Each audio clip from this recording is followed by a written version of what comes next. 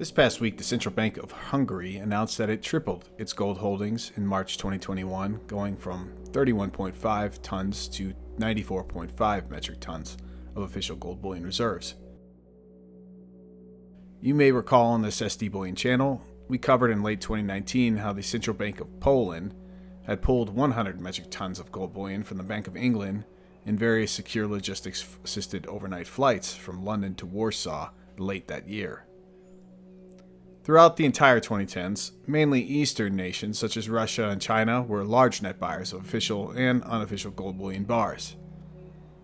Of late, that has been the same phenomenon where Western gold ETFs such as GLD have been selling off, whereas nations like India have had massive gold imports.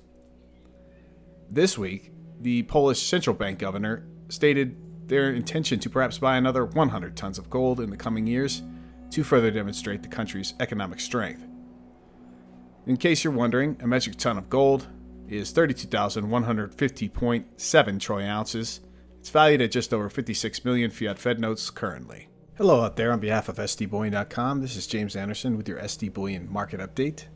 If you'd like regularly published videos covering major news related to precious metals, do us a favor and hit the like button here. And also subscribe to our SD Bullion YouTube channel if you've not done so yet. Spot prices for silver and gold traded slightly upwards for the week. Gold-silver ratio again closed the week at 69. That's 3 weeks in a row.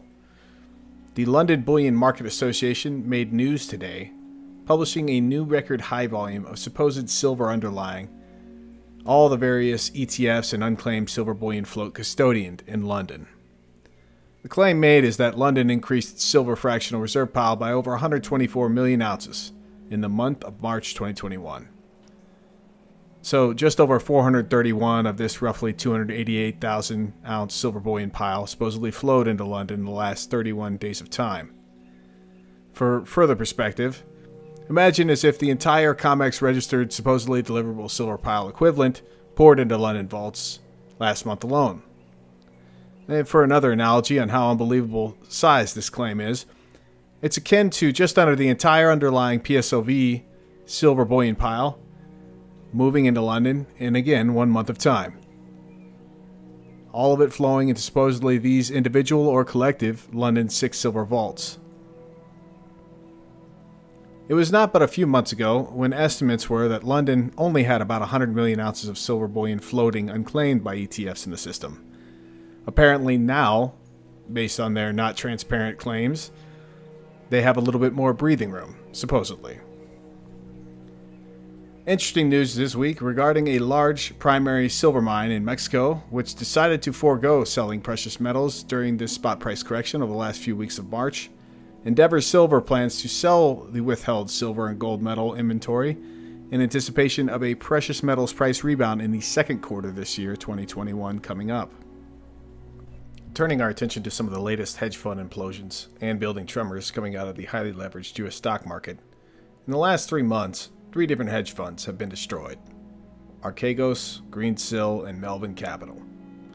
Remember, this is happening with very low volatility and near new record nominal price highs for the S&P 500. The common denominator between all 3 of these hedge fund failures was the use of maximum leverage employed to maximize private gains provided by commercial, globally systematically important banks that can socialize losses if the bets go really wrong. So, heads they win, tails we lose. A big leverage provider that lost a lot in this latest failure of hedge fund, the Archegos bankruptcy, was Credit Suisse. That bank is apparently looking at a nearly 5 billion fiat Fed note loss on this trade gone wrong. Compare that loss sum to the bank's entire net income in 2020. This is not a small hit. Egon Ron Gruytz stated the following: Archegos shows that an unknown, smaller hedge fund can get credit lines of 30 billion or more that quickly leads to contagion and uncontrollable losses. Contagion was avoided this time with the banks taking all the losses, but that will not be the case next time. Pound time bomb. Silver bullion bull and bond market billionaire Scott Menard had the following to say about this worsening situation on Wall Street this decade on Bloomberg this past week. Have a listen.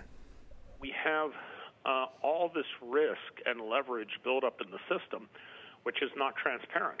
And so this really reminds me a lot of the days of, at the beginning of the Asian crisis, when we had large organizations or hedge funds like long-term capital that had excessive amounts of leverage, and out of the blue, there's a margin call, and in the course of that margin call, we get a hard sell-off.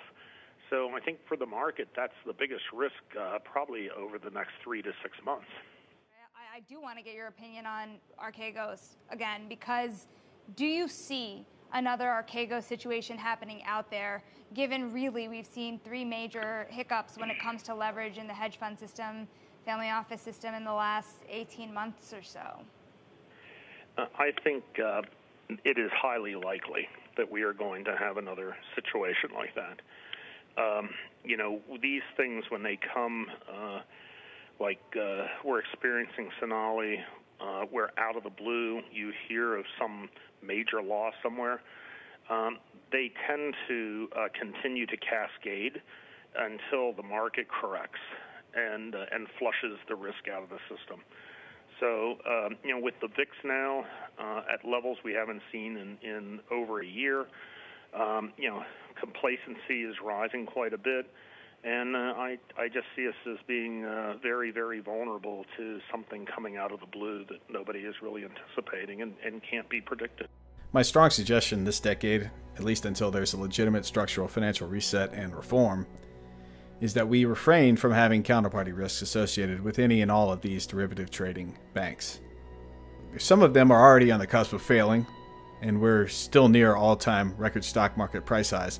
Imagine how they'll be performing when the inevitable stock market sell-off returns to these highly leveraged and non-transparent markets. Perhaps we should all take a lesson from the actions of Hungarian, Serbian, Russian, Chinese, and Polish central banks of late, holding bullion as a bedrock financial asset as we await the transition to the next monetary and more multipolar financial system, one less dominated by the fiat Federal Reserve note. That's it for this week's SD Bullion Market Update. As always out there, take great care of yourselves and those that you love. If you enjoyed this content, be sure to give our video a thumbs up. To keep getting bullion-related news and industry insights, be sure to subscribe to our channel. Finally, hit that alert button so you know when we publish fresh content. Give us your thoughts in the comments below. Let us know what you think and which topics you want to hear more about.